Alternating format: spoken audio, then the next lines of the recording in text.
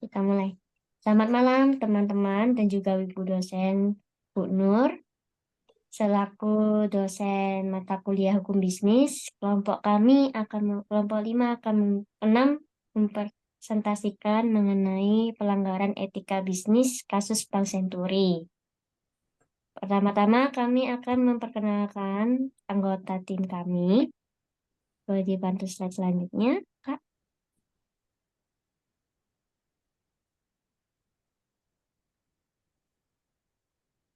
Untuk kami perkenalkan terlebih dahulu, ada anggota pertama ada Indira Kimawati, yang kedua ada Kak Iqbal Munfahis, yang ketiga ada Ita Mufida, yang terakhir Jessica Angelia, saya sendiri.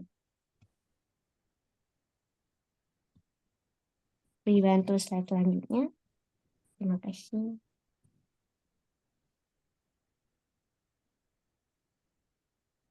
Ada, Kak? Baik, baik.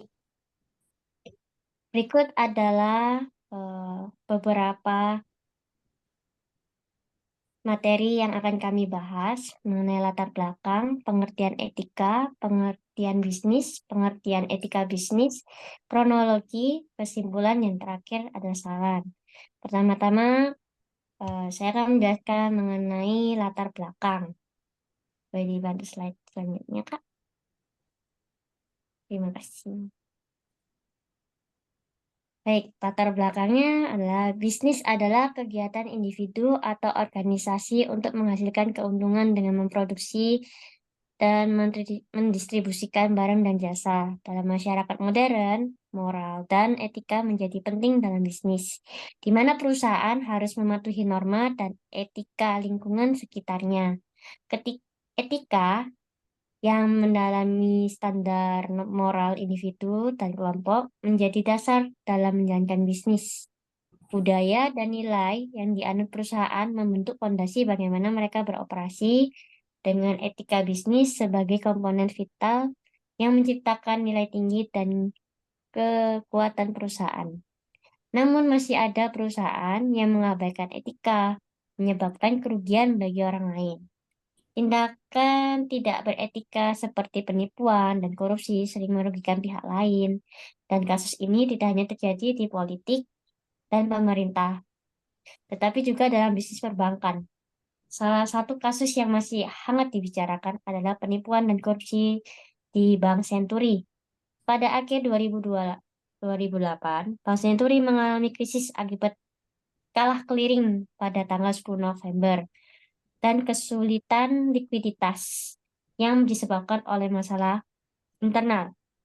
Akibatnya, Bank Indonesia dan KKS pada tanggal 20 November 2008 menetapkan Bank Senturi sebagai bank gagal berdampak sistematis, merugikan nasabah yang tidak dapat mencairkan dana atau melakukan transaksi.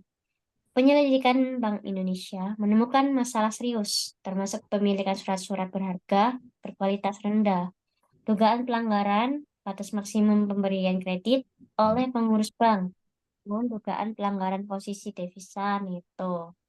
Baik, untuk materi selanjutnya akan dijelaskan oleh rekan saya. Silakan. Baik.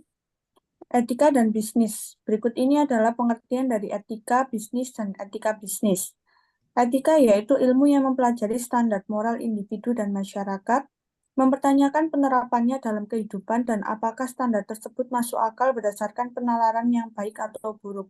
Berbeda dengan ilmu sosial seperti antropologi, sosiologi, dan psikologi yang juga mempelajari moralitas, etika memiliki pendekatan yang unik terhadap moralitas. Bisnis, yaitu aktivitas dan segala bentuk kegiatan baik yang dilakukan oleh perseorangan maupun organisasi untuk mendapatkan laba dari penjualan barang atau jasa yang ditawarkan kepada konsumen. Etika bisnis, yaitu merupakan studi standar moral dan bagaimana standar itu diterapkan ke dalam sistem dan organisasi yang digunakan masyarakat modern untuk memperoleh dan mendistribusikan barang dan jasa yang diterapkan kepada orang-orang yang ada di dalam organisasi. Bisa dibantu slide selanjutnya. Timeline kasus Bank Senturi. Pada tahun 1989, didirikan sebagai Bank CIC. Pada tanggal 6 Desember 2004, Bank CIC melakukan merge dengan Bank Piko dan Bank Denpak, kemudian berganti nama menjadi Bank Senturi.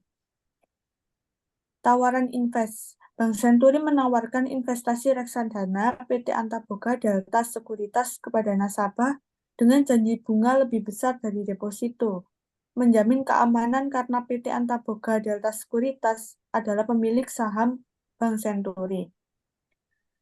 Kenyataan investasi. Investasi reksadana PT Antaboga Delta Sekuritas tidak dapat dicairkan saat jatuh tempo karena tidak berizin, dan meskipun Bank Indonesia melarang penjualan produk investasi sejak tahun 2000, Robert Tantular tetap menjualnya dan menyebabkan penipuan terhadap nasabah. Pada tanggal 14 November 2008, Bank Senturi mengajukan permohonan fasilitas pendanaan darurat karena kesulitan pendanaan. Pada tanggal 20 November 2008, Bank Indonesia menetapkan Bank Senturi sebagai bank kalah keliring dengan rasio kecukupan modal minus 3,52%, sehingga diperlukan tambahan modal sebesar 632 miliar untuk menaikkan CIR menjadi 8%. Slide selanjutnya akan dilanjutkan oleh rekan saya. Yang selanjutnya adalah timeline.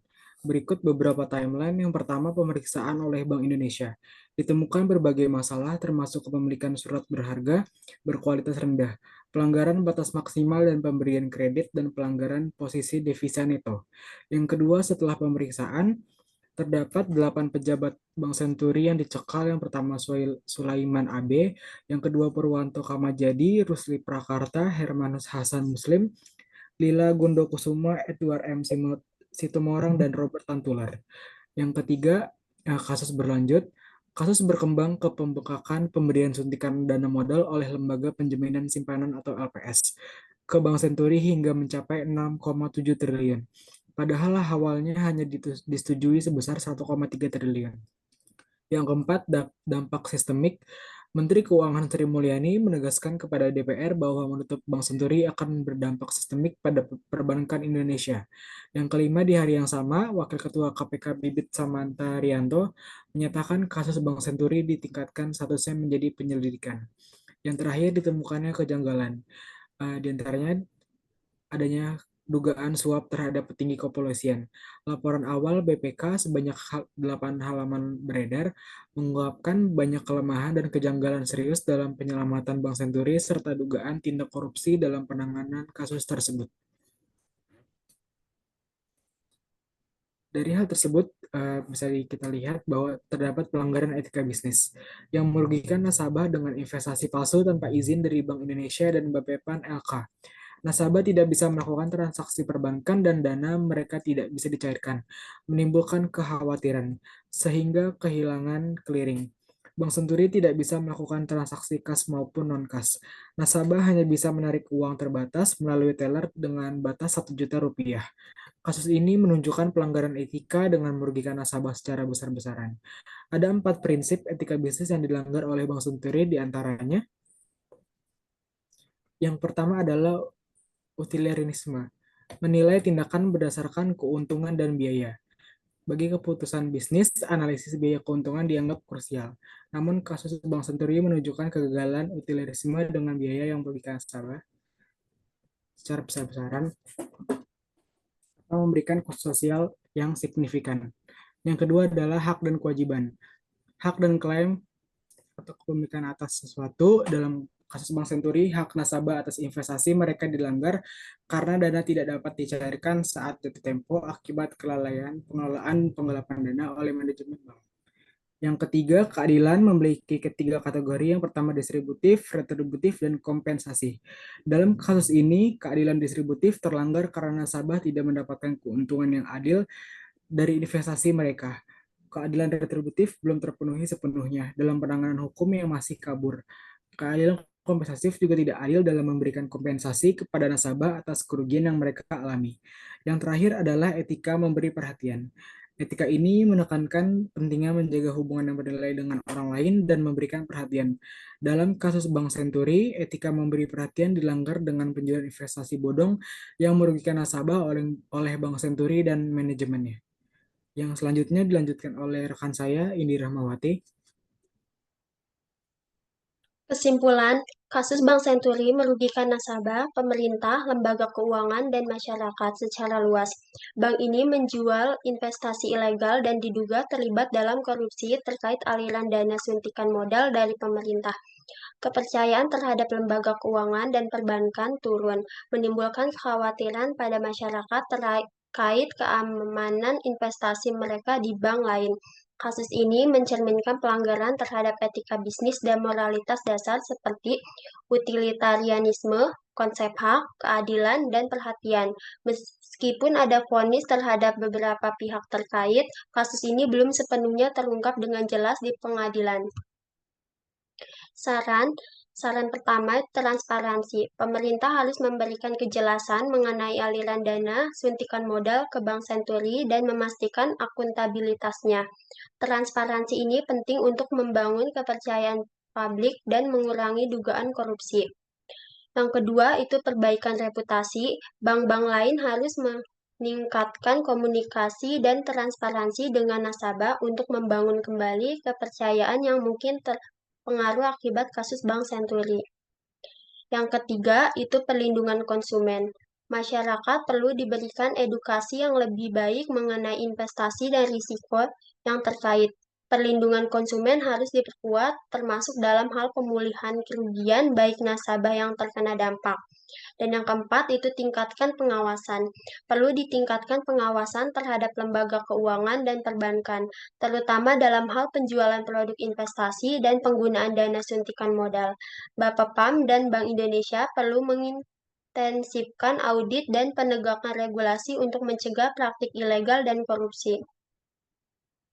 Sekian presentasi dari kami, kurang lebihnya mohon maaf. Terima kasih. Wassalamualaikum warahmatullahi wabarakatuh.